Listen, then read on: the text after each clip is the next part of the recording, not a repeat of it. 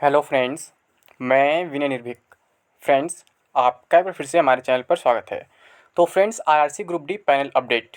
Friends, जैसा कि आप जान रहे हैं कि अब तक 16 जोन में से 11 जोन के पैनल आ चुके हैं और 5 जोन के पैनल नहीं अभी तक आए हैं। ठीक है, जब तक मैं वीडियो रिकॉर्ड कर रहा हूँ, हो सकता है रिकॉर्डिंग का किसी आ जाए तो मैं कुछ जिम्मेदारी ले सकता हूँ। ठीक है, लेकिन पैनल में इतनी गड़बड़ियाँ क्यों आ रही हैं? आप देख रहे हैं हर जगह कुछ ना कुछ रिवाइज़ किया जा रहा है, कुछ ना कुछ अमेंडमेंट किया जा रहा है। आखिर ऐसा क्यों किया जा रहा है? और सबसे बड़ी बात यह है, कुछ कैंडिडेट्स जो है डीवी मेडिकल के बाद भी बाहर क्यों हो जा रहे हैं, जबकि उनको वहाँ पे फिट बोला गया था कि आप फिट हैं मेडिकल में, आप घर जा सकते हैं। तो ये लोग परेशान हो जा रहे हैं कि ये लोग बाहर क्यों हो जा रहे हैं। कुछ लोग कट ऑफ के बॉर्डर पे हैं, कुछ लोग कट ऑफ से थोड़े ऊपर भी हैं, फिर भी बाहर हो जा रहे हैं। कुछ लोग ज़्यादा स्कोर किए कट ऑफ से, फिर भी बाहर हो जा रहे हैं। इसके पीछे का क्या रीज़न है और बाकी जोन के पैनल कब आएंगे? ठीक है, ये कुछ सवाल है जो आपके दिमाग में घूम रहे हैं। स्पेशली गोरखपुर के जोन वाले परेशान हैं, जबकि मैं बता दूं उनका जो डीवी मेडिकल बहुत लेट में ख़त्म हुआ है और ये जो है रैंक वाइज नहीं था, रैंडमली बुलाया गया था। डीवी जो है इसका ब्लॉक डेट की बात करें तो 18 तारीख था, 18 मार्च। और मेडिकल जो था फ्रेंड्स वो 20 मार्च था। और आज आपका कितना है? 24 मार्च है। तो मेडिकल ख़त्म हुए अभी मात्र 4 दिन हुए हैं। इतना फास्ट केवल चेन्नई कर सकता है या फिर सिकंदराबाद कर सकता है, बाकी कोई नहीं कर सकता है। तो अभी जो है मैं बताऊंगा, इसका आने का उम्मीद नहीं है और मैं एग्जैक्ट डेट भी बताऊंगा कब आएगा। ये 100% कन्फर्म हो चुका है कि आपका जो पैनल है किस डेट में आने वाला है। लेकिन सबसे पहले हम गड़बड़ियों की बात कर लेते हैं कि पैनल में इतनी गड़बड़ियाँ क्यों आ रही हैं। अभी आज सुबह देखे होंगे ईडब्ल्यूएस वाला मामला, कुछ कैंडिडेट्स बाहर हो गए हैं। ठीक, अब उनके घर तो मिठाइयाँ बट गई होंगी, आस पड़ोस में सब कुछ हो गया होगा, अचानक वो बाहर हो गए। लेकिन फ्रेंड्स, मैं आपको हमेशा कहता हूँ कि हर एक स्टेज में आपके रिजल्ट में प्रोविज़नल लिखा रहता है, कि सब कुछ प्रोविज़नल है। पैनल के आगे भी प्रोविज़नल लिखा रहता है और पैनल में लास्ट में ये भी लिखा रहता है कि प्रयास किया गया है कि सब कुछ सही हो, इसमें कोई त्रुटि ना हो, कोई मिस्टेक ना हो। लेकिन आरआरसी के पास अधिकार है, या फिर आरआरबी कोई वैकेंसी है तो आरआरबी के पास अधिकार है कि वो किसी का रोल नंबर ऐसे हटा सकती है, फिर किसी का रोल नंबर जोड़ सकती है। यानी वो अपना अधिकार अपने पास सुरक्षित रखती है, चाहे आरआरबी हो या फिर आरआरसी हो। और इसी का फ़ायदा इस बार उठाया जा रहा है बहुत ज़्यादा, क्योंकि लोग जल्दबाजी में बहुत ज़्यादा मिस्टेक कर दिए हर एक पैनल में। कहीं कहीं तो किसी का प्रेफरेंस ही चेक नहीं किया गया है, किसी के मार्क्स बहुत अच्छे हैं, कट ऑफ से 20+ है, फिर भी उनको ट्रैकमैन दे दिया गया है। ठीक है, और कहीं कहीं क्या है, कैटेगरी का इशू हो गया है। तो जहाँ प्रेफरेंस नहीं चेक किए गए हैं वहाँ भी मामला गड़बड़ है, वो पैनल रिवाइज हो सकता है। ठीक है, अगर प्रेफरेंस सच में चेक नहीं किया गया है तो। ठीक है, फिर जो कैटेगरी का मामला ईडब्ल्यूएस वाला, ये तो इसमें साफ साफ दिख रहा है कि ये लोग रिजर्वेशन रूल फॉलो नहीं किए थे। जबकि रिजर्वेशन रूल ये है कि अगर कोई बंदा एज रिलैक्सेशन नहीं लेता है, ठीक है, तो वो यूआर में भी फाइट कर सकता है और अपने कैटेगरी में भी फाइट कर सकता है। और अगर कोई बंदा एज रिलैक्सेशन ले लिया तो फिर यूआर में वो कभी फाइट नहीं कर सकता, वो यूआर के लिए एलिजिबल नहीं होगा, केवल अपने कैटेगरी में ही रहेगा। जबकि आप जानते हैं ईडब्ल्यूएस में तो अभी तक एज रिलैक्सेशन भी लागू नहीं है और ये इशू ईडब्ल्यूएस वालों के ही साथ केवल आ रहा है स्पेशली। तो मामला यही हुआ है फ्रेंड्स कि जो इनका पैनल आया था बहुत जल्दी आया था। इसमें ये क्या किए थे, अधिक मार्क्स वालों को बाहर कर दिए थे और कम मार्क्स वालों को सेलेक्ट कर लिए थे। क्यों? क्योंकि जो ईडब्ल्यूएस वाले अच्छा स्कोर कर लिए थे और यूआर में चले गए थे, उनको इन्होंने केवल यूआर से ही ट्रीट कर दिया और इनका रिजर्वेशन चेक नहीं किया गया, इनको इनके रिजर्वेशन का फ़ायदा नहीं दिया गया। इस वजह से ऐसे कुछ कैंडिडेट्स थे जो यूआर में क्वालिफाई कर गए थे, उनका लो मेडिकल स्टैंडर्ड था, उनको बाहर कर दिया गया। मैं भी बताऊंगा कैसे लोग बाहर हो रहे हैं, बाहर का प्रॉब्लम आ रहा है ना, बताऊँ कैसे। लो मेडिकल स्टैंडर्ड क्या है, किसको लो कहते हैं, किसको सफिशिएंट मेडिकल स्टैंडर्ड कहते हैं, किसको टॉप कहते हैं, सब कुछ बताऊंगा यहाँ पे। ठीक है, तो यहाँ पे मतलब कि कुछ ऐसे कैंडिडेट जो यूआर में क्वालिफाई किए और लो मेडिकल स्टैंडर्ड के बाहर हो गए और उनसे कम वाले लो मेडिकल स्टैंडर्ड पर भी पास हो गए हैं, उनको अपने लो मेडिकल स्टैंडर्ड का पोस्ट मिल गया। ऐसा क्यों हुआ है? आखिर क्या ऐसा कभी आप देखें अधिक नंबर वाला फेल हो जाए, कम नंबर वाला पास हो जाए? ऐसा कहीं नहीं होता है, किसी वैकेंसी में नहीं होता है, चाहे कोई किसी भी कैटेगरी का बंदा हो। रिजर्वेशन इसीलिए होता है कि उसे फ़ायदा मिले वैकेंसी में। रिजर्वेशन इसलिए नहीं होता है कि कोई अगर यूआर में चला गया तो उसका रिजर्वेशन हटा दिया जाएगा, ये कभी नहीं होता है, कोई कॉन्स्टिट्यूशनल रूल नहीं है।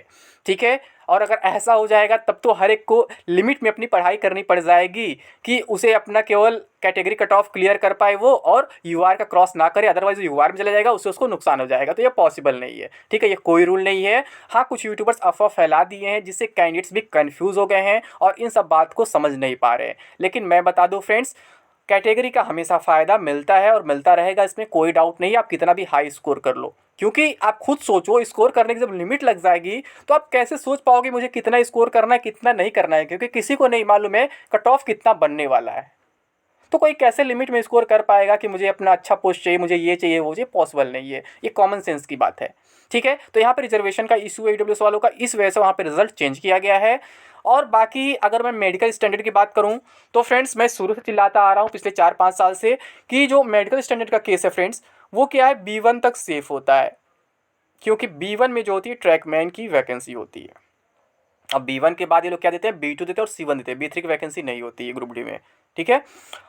जैसे ग्रुप डी में क्या होता है, A2 होता है, B1 होता है, B2 होता है, C1 होता है। इस बार आप कुछ जगह देखेंगे A3 भी वैकेंसी दिखाया है, लेकिन शायद A3 है नहीं, वो जो अपडेट किए थे उसको फिर से वापस से लोग ले लिए हैं, और अपडेट वाले B2 का हटा भी दिए हैं, लेकिन ओरिजिनल नोटिफिकेशन देखेंगे तो B2 की वैकेंसी शायद है अभी। आप लोग क्लियर कर लेना, B2 नहीं होगा C1 में जाएंगे, बट यही नॉर्मली होता है। A2 का पोस्ट होता है, B1 का रहता है, B2 का रहता है, C1 का रहता है, ठीक है। शायद A3 का भी हो सकता है, और हो सकता है शायद B2 का हटा दिया, बट आप चेक कर लेना, वो सब इतना डिटेल मैं नहीं दिखाऊंगा अभी। लेकिन मैं यही कहूँगा, B2 और C1 वाले जो सेफ नहीं रहते हैं। रिजर्वेशन का मामला आप समझ गए हैं, अगर आपके जोन में मिस्टेक होगा तो वो दोबारा चेंज हो जाएगा, रिवाइज हो जाएगा, और अभी बहुत सारे पैनल रिवाइज होने वाले हैं, इसमें कोई डाउट नहीं है, ठीक है। धीरे धीरे हो ही रहे, आप देख ही रहे हैं, कहीं ना कहीं किसी कारण से रिवाइज हो ही रहे हैं। तो यहाँ पे क्या B2 C1 पे आपको थोड़ा हाई स्कोर करना होता है, डिपेंड करता है आपके यहाँ B2 C1 की वैकेंसी कितनी है।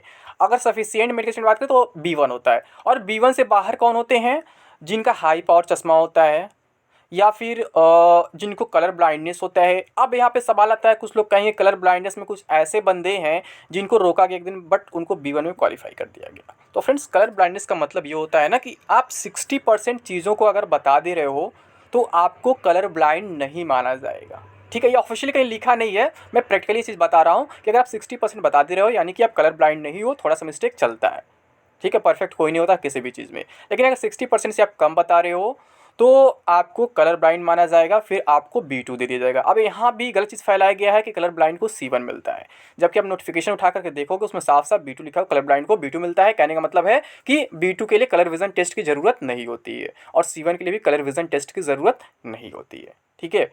तो ये सब चीज़ें हैं। C1 में बहुत रेयर मतलब केस आता है, लोग पहुँचते हैं C1 तक, और यहाँ पे मान लीजिए अगर B2 की वैकेंसी नहीं है इनके, C1 में ही जाएंगे। तो कहने का मतलब ये B2 और C1 वालों पे ही रिस्क रहता है, उनका श्योर नहीं रहता है कि पैनल में नाम आएगा या नहीं आएगा, क्योंकि बहुत से लोग ये भी अफवाह फैलाते हैं कि जो DV मेडिकल पहुंच गया उसका सिलेक्शन कंफर्म है, गारंटी, बट ऐसा कुछ नहीं होता। A2 B1 वाले की गारंटी होती है, बाकी गारंटी नहीं होती है। और ग्रुप डी में A1 किसी को नहीं दिया जाता है, भले आपका विजन 6/6 लिखा जाएगा, बट जो रिजल्ट आएगा fit in A2 and below ही लिखा जाएगा, A1 एंड बिलो नहीं लिखा जाएगा। वो 6/6 लिखा जाता है फ्यूचर के लिए यूज़ के लिए, आपका 6/6 आया होगा उस टाइम। अब ऐसे बार बार रेलवे में आप जानते हैं PME होता ही है।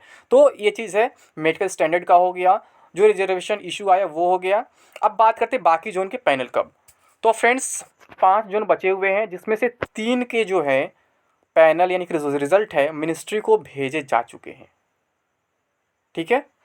बचते हैं केवल 2 के। तो 3 में जो है, सॉरी 3 कह रहा हूँ, 2 के जो है भेजे जा चुके हैं पैनल और मिनिस्ट्री को ऑर्डर के लिए। तो 2 के जो है पैनल कभी भी आ सकते हैं, आज भी आ सकते हैं, कल भी आ सकते हैं। केवल 2 के अभी तक इन्फॉर्मेशन है, 2 के भेजे गए हैं, 3 बचे हुए। 3 में एक अपना गोरखपुर भी है, बाकी 2 कोई होगा मुझे जानकारी नहीं है। लेकिन मैं बता दूं, न तो गोरखपुर का आज मिनिस्ट्री में भेजा गया है और न ही कल भेजा जाएगा, ये मंडे को भेजा जाएगा। ये 100% एक्यूरेट न्यूज़ है, कंफर्म न्यूज़ है। और आप जानते हैं मैं आज तक कोई भी गलत न्यूज़ नहीं दिया हूँ, अगर गारंटी लिया हूँ तो, ठीक है। लोग 20-21 तारीख से हल्ला कर रहे हैं, आ जाएगा पैनल, आ जाएगा पैनल, कल आएगा, लेकिन ऐसा कुछ भी नहीं। कुछ तो टाइम दो भाई उनको वर्क करने के लिए।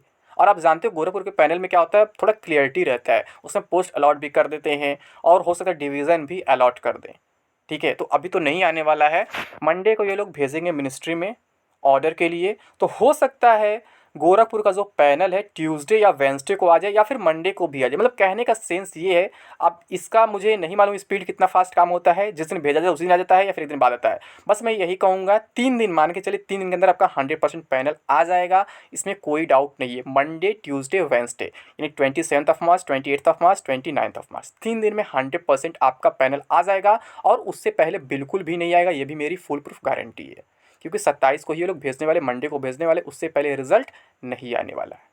ठीक है। और बाकी इसके अलावा कोई अगर आपको इश्यू है, कोई प्रॉब्लम है, तो आप कमेंट बॉक्स में पूछ सकते हैं या फिर हमारे टेलीग्राम चैनल से भी जुड़ सकते हैं। वहाँ पे आप पूछ सकते हैं, आपको सारी इन्फॉर्मेशन दिया जाएगा। सॉरी, वैसे टेलीग्राम पे आपको मैसेज अलाउड नहीं है, तो आप हमारे ऐप से जुड़ सकते हैं, इसका नाम है टारगेट विद विनय निर्भीक। मैं लिंक वगैरह प्रोवाइड नहीं करूँगा, आप लोग सर्च कर लेना, मतलब प्ले स्टोर पर मिल जाएगा। ठीक है, टारगेट विद विनय निर्भीक नाम है, और इसी नाम से हमारा टेलीग्राम चैनल भी है, वहाँ पर आप हमसे जुड़ सकते हैं। वहाँ पर आपको बहुत सारी इन्फॉर्मेशन प्रोवाइड कराई जाती हैं। और अभी मैं थोड़ा इनएक्टिव था पिछले कुछ महीनों से, बट कोशिश करूँगा मैं फिर से एक्टिव हो जाऊँ और आपको लगातार अपडेट देता रहूँ। ठीक है फ्रेंड्स, तो अभी के लिए बस इतना है। Thank you. जय हिंद, जय भारत।